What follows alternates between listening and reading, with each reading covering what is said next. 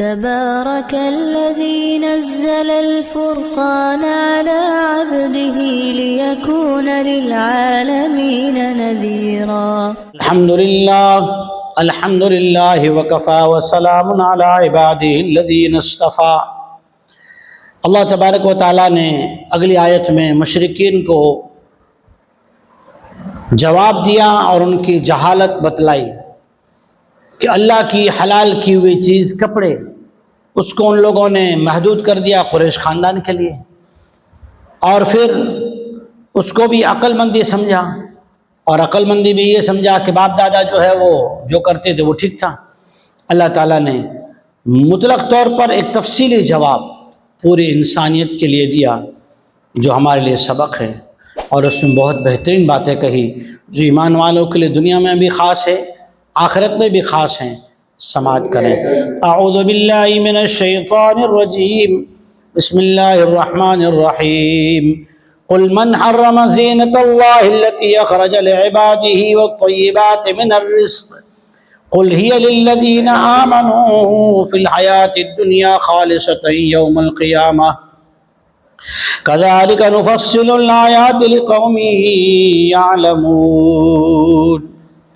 آپ انہیں کہہ دیجئے کہ اللہ نے جو اپنے بندوں کے لیے زینت کی چیزیں زمین سے نکالی ہے، یا کھانے کی جو پاکیزہ چیزیں اللہ جل شانہ نے پیدا کی ہے، اس کو حرام کرنے والا ہوتا کون ہے؟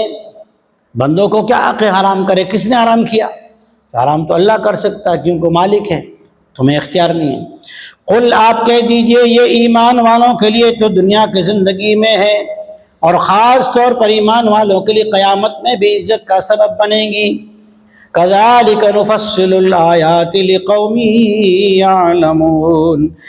ہم اپنی آیات کو، احکامات کو علم والی قوم کے لیے کھول کھول کر صاف صاف طور پہ بیان کر کے اور ان کو پیش کرتے ہیں، اتارتے ہیں۔ اللہ جل شانہ نے اس میں ایک لفظ استعمال فرمایا، من حرم زینۃ اللہ التی اخرج لعبادہ۔ کس نے حرام کیا؟ اللہ نے تو حرام کیا نہیں، تم لباس کو حرام قرار دے رہے ہو۔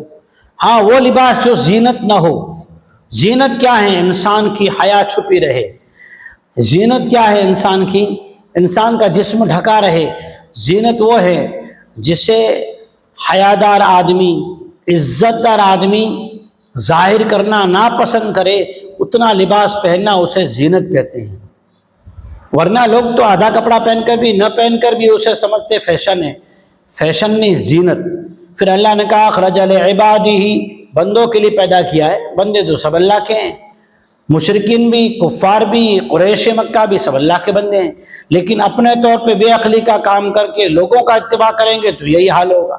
اللہ کی بات کا اتباع کریں گے تو زینت ملے گی، دنیا میں بھی اور آخرت میں بھی، خالصتاً یوم القیامہ۔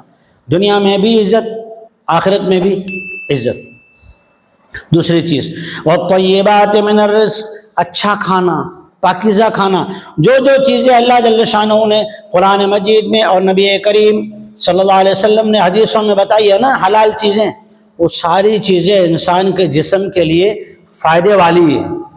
اسلام کی بتائی ہوئی جتنی حلال چیزیں ہیں کسی میں کوئی نقصان نہیں ہے، انسان کے جسم کے لیے اور انسان کی بینیفٹ کے لیے کوئی بھی چیز ہانی کارک نہیں ہے۔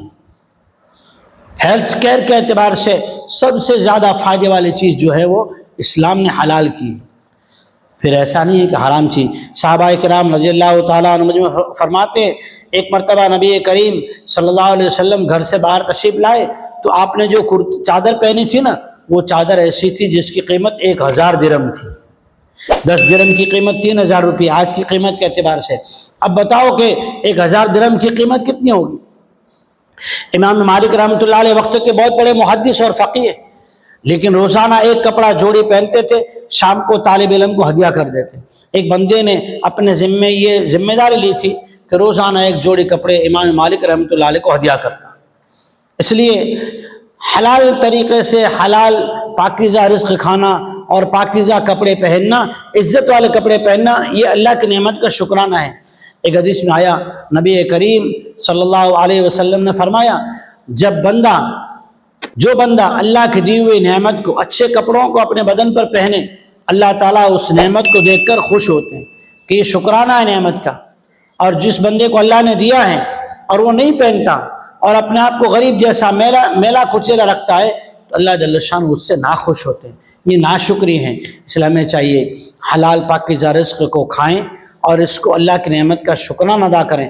ہاں ضائع نہ کریں، فضول نہ بگاڑے، کھانا بگاڑے نہ. اور کپڑوں پہننے میں دو چیزوں کا، کپڑے میں اور کھانوں میں دو چیزوں کا دھیان ضروری ہے.